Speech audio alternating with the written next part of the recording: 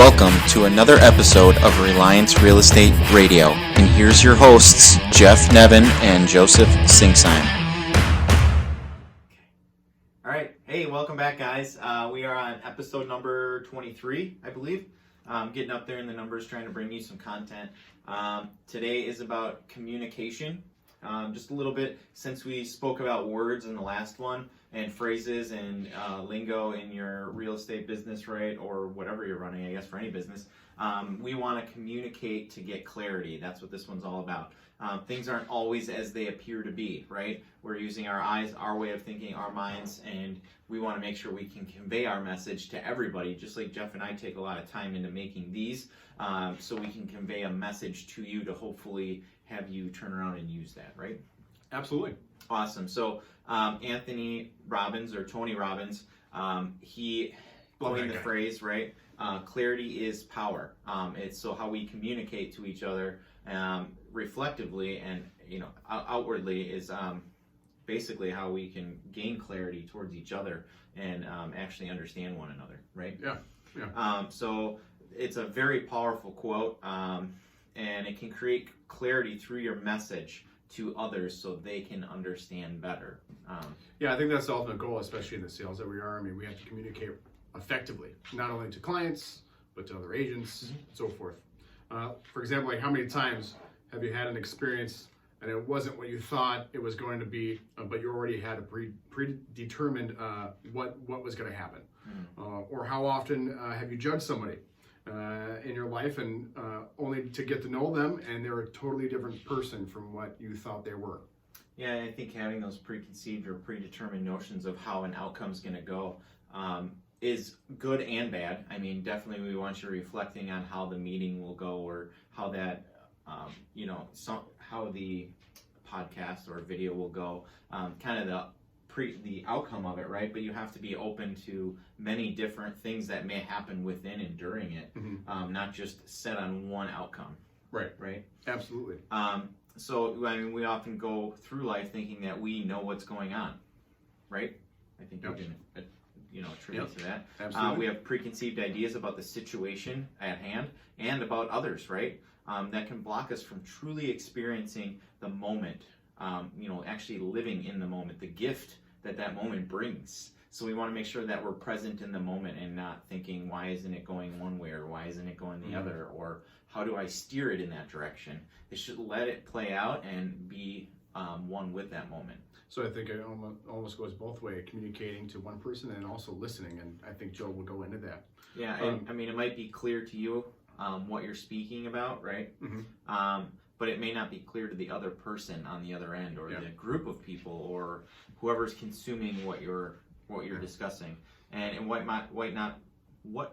is not obvious to you might not be obvious to others. So you could obviously have a great idea based on content that you are giving out or receiving, and others might not have taken the same tidbit or chunk of data that you did. They might be getting a totally different message from what they're consuming, and that's why we do masterminds and stuff like that, is really to get all those different ideas that we're having together so we can all share them.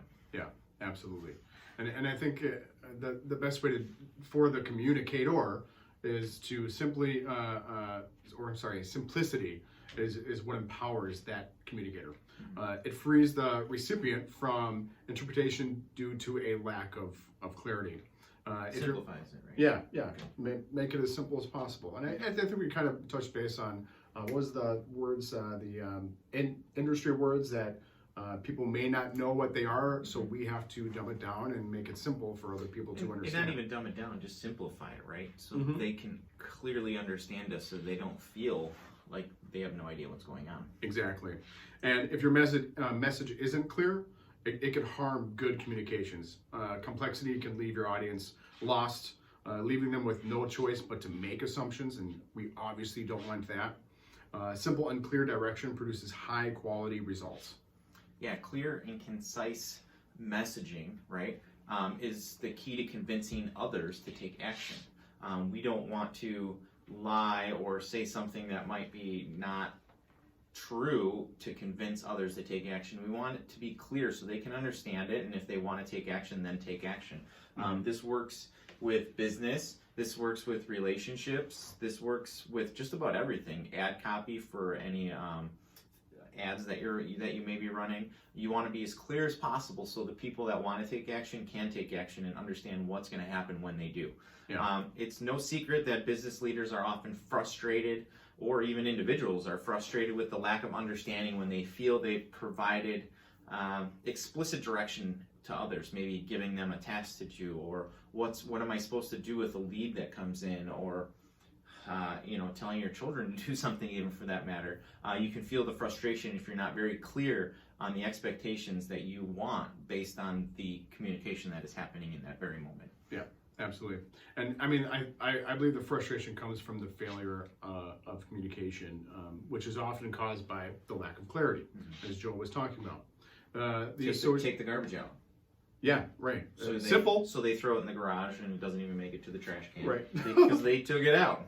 Take it out and put it in the trash can that says garbage. And close the lid. Yeah. You have to get really clear sometimes with teenagers. Well, true. And when it comes to business, the associated business risks and costs of failed communication can be astronomical. I mean, bad communication can negatively impact revenue, growth, relationships, and confidence. I mean, for example, can you imagine the air traffic controller? Air traffic controller not speaking clearly and communicating in a way that the pilot can understand? I mean, holy cow. I mean, just imagine that. So right there, their communication has to be spot on and clear, right? I would say so. Especially if you're in the airplane. Yeah. Counting on the air traffic controller.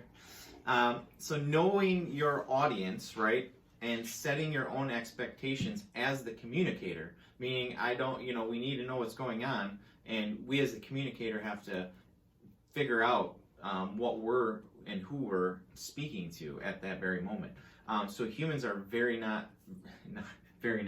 not very skilled listeners, as we all are. They have very active brains, essentially. And they're always seeking tidbits of information, or drifting off here, or remembering something that we needed to do later. Or even thinking about what they're going to say without listening. Right.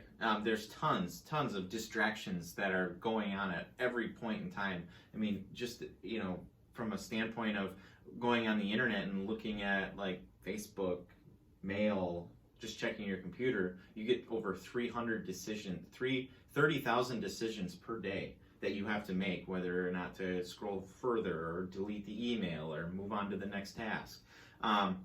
And we tend to listen to respond rather than to listen to actually reflect on what was the information given to us, and then move. Because we have to make snap decisions most of the time in business and in everyday life, because we only have a short amount of time during the day to get a lot of things done, and we're cramming more and more into our schedules as we go. Yeah. So knowing that you will be speaking and presenting, who you'll be speaking and presenting to is very, very, very important, whether it be one person, a group of people. Presenting information to kindergartners will be far, far different than presenting to other business professionals on a subject such as this. So if I was going to be speaking to kindergartners, I'd bring up more of the garbage things and analogies and stuff like that, versus some of the analogies like the air traffic controller and stuff like that. Maybe just so they could relate and understand to it a little bit more. I think that's the key, is being able to relate to who you're talking to. Right. Absolutely. And never assume. I mean, we've all heard the saying. But communication is tricky. I mean, it's an art. The biggest mistake made in business today is assuming others will clearly know what you're asking and what you want.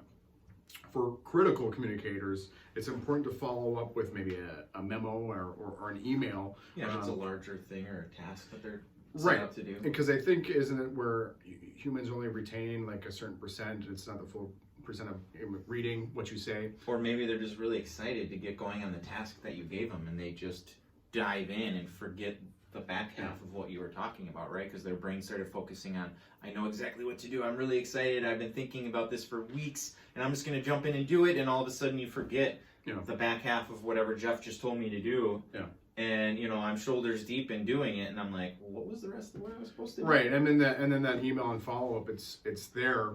So that that person doing the task or whatever isn't assuming what they should be doing.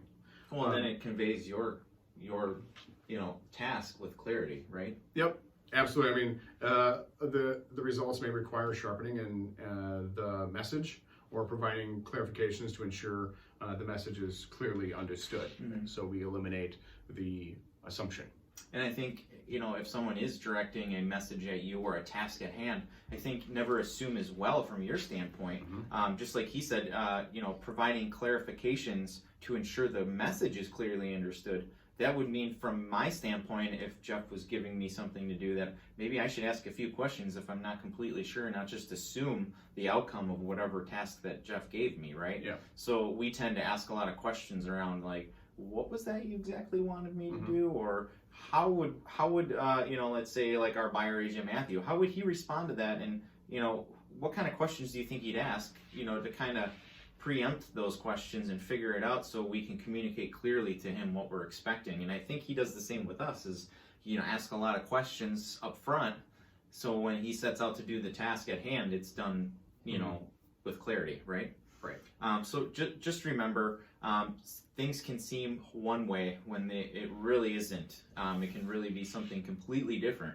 It just depends on which side of the pond you're on, or which side of the transaction you're on. It could look very stressful and not structured, and the other side could say, well, it looks pretty structured from over here and unstressful. So how does that look from both sides of what's going on, and how can you help gain clarity by having an open mind and living in the moment, right? Yeah. So we're going to continue to bring hopefully valuable content to impact everything that you do. We hope you consume and pass on to anybody that could potentially use this stuff, the information we're giving out, if it is benefiting you in any way. So until next time. See you later. Signing off.